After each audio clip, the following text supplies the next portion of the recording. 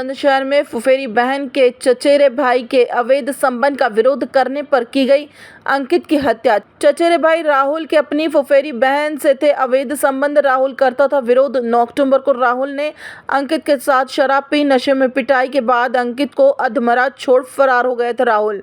14 अक्टूबर को अंकित की हो गई थी उपचार के दौरान मौत। मृतक के परिजनों ने गांव के 6 लोगों के खिलाफ दर्ज कराई थी एफआईआर। पुलिस ने हत्यारोपी राहुल को गिरफ्तार कर लिया।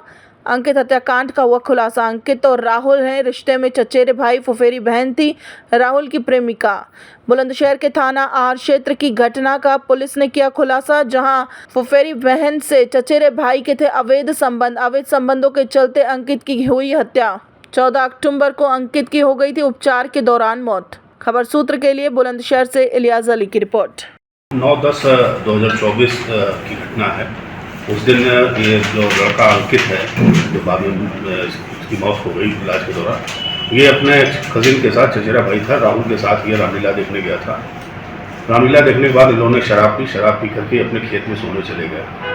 दोनों में आपस में इस बात को लेकर कहा सुनी हुई कि यह अंकित जो है वो राहुल की कजिन सिस्टर से इसका कुछ संबंध था।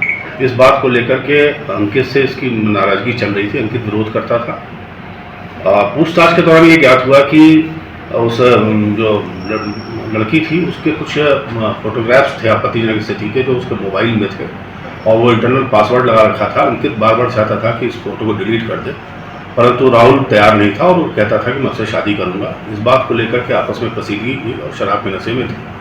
कहा सुनी हुई और वाद विवाद बढ़ा तो उसने जो है राहुल ने अंकित को सर पे डंडे से प्रहार किया। जब भागने का प्रयास किया, जो खेत में कोटरा होता है उसमें चढ़ने का प्रयास किया तो उसने पैर पकड़ के खींच दिया, जिससे वो फिर सिर के बल गिरा और इंजर्ड हो गया। फिर इसने दोबारा डंडे से प्रहार किया और फिर ईंट से उसने उसके सर पे कई बार वार किया। बाइक जो थी उसका उसने टंकी खोल के उसमें आग लगा दी, जिससे कि वो बाइक भी जल गई थी और इसे भी जलाने का प्रयास किया।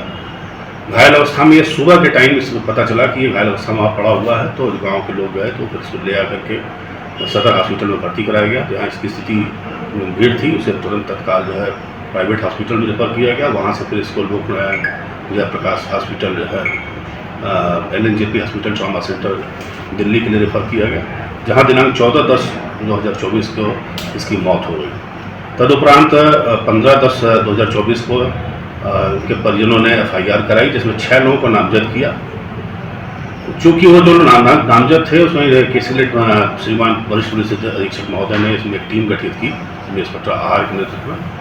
इसकी जांच पड़ताल की गई और बहुत ही गहन विवेचना के उपरांत पता चला कि ये बाकी जो नामजद अभियुक्त हैं ये गलत नामजदगी की हुई है और इसमें जो काफ़ी एक इनपुट मिला उसके आधार पर राहुल को अरेस्ट किया गया, इससे पूछताछ की गई तो इसने अपनी घटना में अपनी संलिप्तता स्वीकार की है। जिसके पास से जो मृतक था उसका मोबाइल फ़ोन भी इसकी निशानदेही बरामद हो गया है। आला कत्ल जो डंडा था वो भी बरामद हो गया है और जो जिससे ईंट से वार किया था वो उसमें खून लगा हुआ था वो भी इसकी निशानदेही पर बरामद कर लिया गया है। इसके विरुद्ध क्राइम नंबर 122/2024 पहले इसके खिलाफ जो है वो जो 6 लोग थे नामजद, उनके खिलाफ 3(5), 103(1), 191(2), 191(3) and 326(333)/351(2) BNS का अभियोग पंजीकृत किया गया था, परंतु घटना के अनावरण के उपरांत इन धाराओं को अल्टर करके 103(1) और (238)/326 इन धाराओं में उसको अल्टर कर दिया गया है। अभियुक्त को से पूछताछ की गई है। इसके खिलाफ एक और भी मामला दर्ज है 2023 में 14/23, 376D और 504/506 व 5/6 पॉक्सो एक्ट थाना नरसेना से ये बार जेल जा चुका है और इसे गिरफ्तार कर जेल भेजा गया है।